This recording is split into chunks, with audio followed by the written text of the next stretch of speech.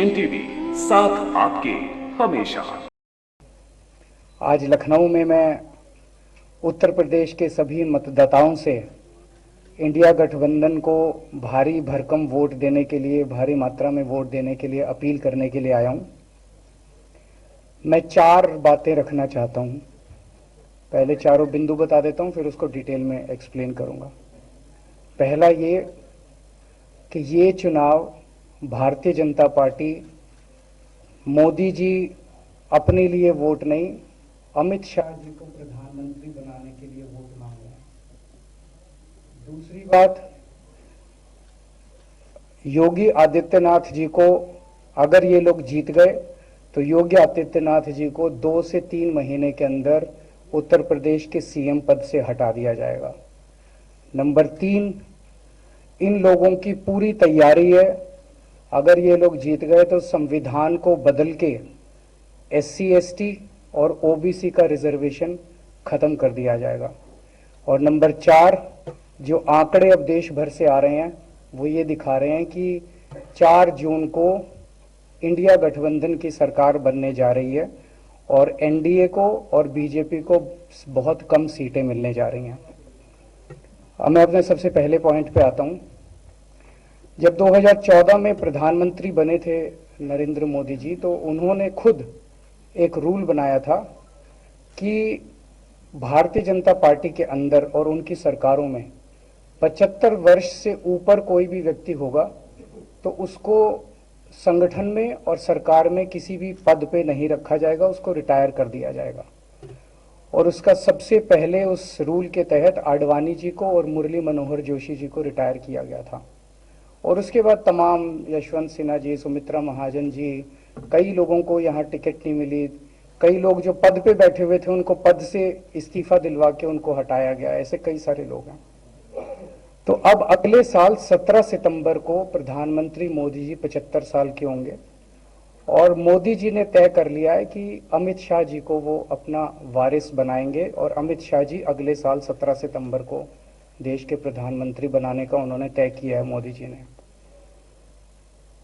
इसके ऊपर मोदी जी पिछले 1-2 साल से लगे भी हुए हैं, क्योंकि भारतीय जनता पार्टी के अंदर अमित शाह जी के सामने जो जो बाधाएं पैदा कर सकता था नेता, एक एक करके उन सब नेताओं को साइड कर दिया गया, उनका पत्ता साफ कर दिया गया।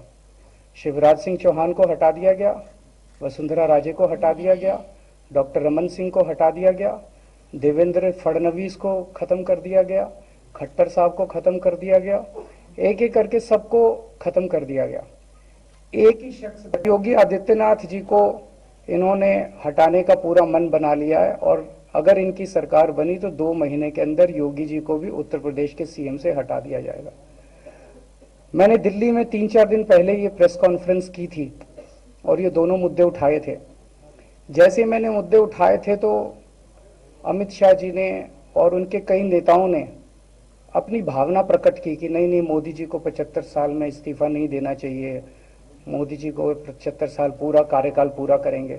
उन सब की भावनाओं की मैं कद्र करता हूं, क्योंकि अपने नेता के लिए जब भी ऐसी बात होती है तो सब लोग सामने आके बात करते हैं। लेकिन बड़ी बात यह है कि मोदी जी ने ऐसा नहीं कहा कि मैं 75 साल पे इस्तीफा नहीं दूंगा, मैं रिटायर नहीं होऊंगा। उनका अपना बनाया हुआ रूल है और मुझे पूरी उम्मीद है कि मोदी जी का अपना बनाया हुआ रूल है और मोदी जी अपने रूल को फॉलो करेंगे। नहीं तो लोग कहेंगे कि मोदी जी ने ये रूल आडवाणी जी को हटाने के लिए बनाया था, जब अपनी बारी आई तो नहीं। तो मोदी जी इस रूल का फॉलो करेंगे, ये पूरा यकीन है देश के लोगों को कि उन्होंने खुद रूल बनाया तो खुद फॉलो करेंगे। दूसरी बड़ी बात जो हुई कि जब मैंने कहा कि योगी आदित्यनाथ जी को 2 महीने में हटा दिया जाएगा, इस पे अभी तक भाजपा के किसी नेता की टिप्पणी नहीं आई है। 4 दिन हो गए। इसका मतलब ये तो कंफर्म करता है कि उन्होंने पूरी प्लानिंग कर ली है और उनके पक्ष में कोई बोलने के लिए तैयार नहीं है योगी आदित्यनाथ जी के। तो उनका हटना अब लगभग तय है कि योगी आदित्यनाथ जी को उत्तर प्रदेश के सीएम पद से हटाया जाएगा। दूसरी चीज, मैं उत्तर प्रदेश के सभी मतदाताओं को कहना चाहता हूं कि पिछले 4-5 महीने से इन्होंने शोर मचा रखा है, 400 पार 400 पार 400। क्यों?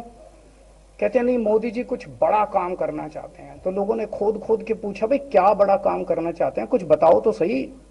तो उन्होंने नहीं बताया, लोगों ने फिर अंदर से पता किया कि बड़ा काम ये करना चाहते हैं कि देश से रिजर्वेशन खत्म करना चाहते हैं। हम जानते हैं कि इनका जो पूरा इकोसिस्टम है, आरएसएस, बीजेपी, शुरू से ये लोग रिजर्वेशन के खिलाफ रहे हैं, इनकी पूरी की पूरी मानसिकता रिजर्वेशन के खिलाफ रही है। तो मैं सभी लोगों को ये आगाह करना चाहता हूं कि ये बड़ा काम इनको 400 पार इसीलिए चाहिए क्योंकि ये रिजर्वेशन खत्म करना चाहते हैं। संविधान को, बाबा साहब अंबेडकर ने जो संविधान बनाया था, उस संविधान को ये तार तार करना चाहते हैं।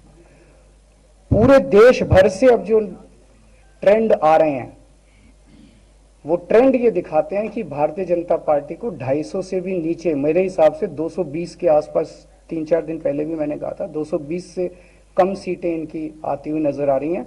आप हिसाब लगा लीजिए। मैं हरियाणा होके आ रहा हूं कल परसों, हरियाणा में इनकी बहुत कम हो रही हैं, दिल्ली में इनकी बहुत कम हो रही हैं, पंजाब में मुझे नहीं लगता इनकी कोई सीट आ रही है, कर्नाटक में इनकी काफी कम हो रही हैं, महाराष्ट्र में इनकी बहुत कम हो रही हैं, बंगाल में इनकी कम हो रही हैं, यूपी में इनकी कम हो रही हैं, बिहार में इनकी कम हो रही हैं, झारखंड में इनकी कम हो रही हैं, राजस्थान। जो पूरे देश के अंदर एक नेगेटिविटी इन लोगों ने फैलाई है, उसको हम लोग ठीक करेंगे।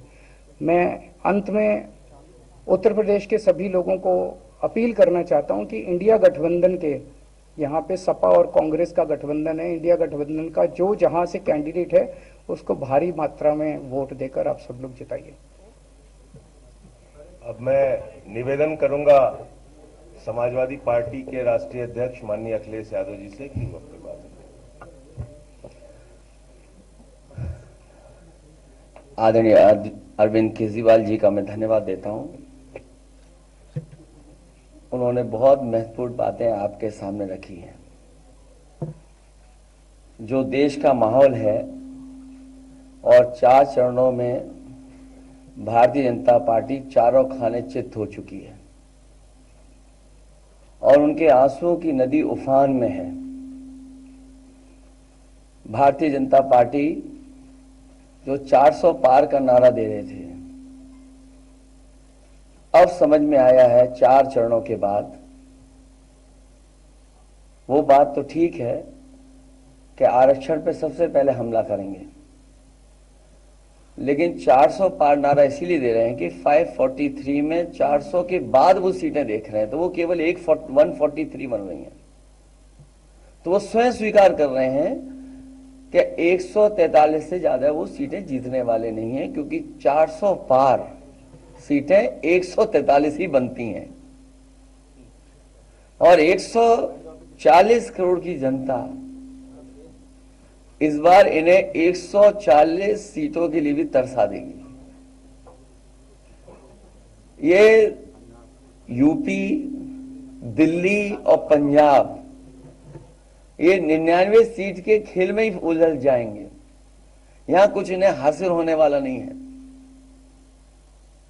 रोटी कपड़ा और मकान की तो लड़ाई हम लोग लड़ेंगे, लेकिन रोटी कपड़ा और मकान से पहले हमें संविधान बचाना है। संविधान बचेगा तो लोकतंत्र बचेगा और बाबा साहब भीमराव अम्बेडकर जी का दिया हुआ संविधान ये हमें अधिकार, हमें न्याय दिलाता है। भारतीय जनता पार्टी की इस साजिश को आम लोग समझ गए हैं और इस बार सबसे बड़ी हार भारतीय जनता पार्टी की होने वाली है। अभी तक तो हम ये कहते थे कि ब्रह्मांड का सबसे बड़ा झूठ बोल रही है, अब लग ये रहा है हारने के बाद ये ब्रह्मांड का झूठ का विद्यालय खोलेंगे, यूनिवर्सिटी खोलेंगे और वाइस चांसलर और डीन पहले से ही रिटायर होकर के वहां अपने आप नियुक्त हो जाएंगे। इसलिए देश को बचाने के लिए आदरणीय अरविंद केजरीवाल जी आए हैं, हम लोगों का सहयोग और मदद करने के लिए आए हैं। मैं इनका धन्यवाद देता हूं और आप पार्टी, इंडिया गठबंधन, समाजवादी पार्टी, हम सब मिलकर के भारतीय जनता पार्टी को हटाने जा रहे हैं।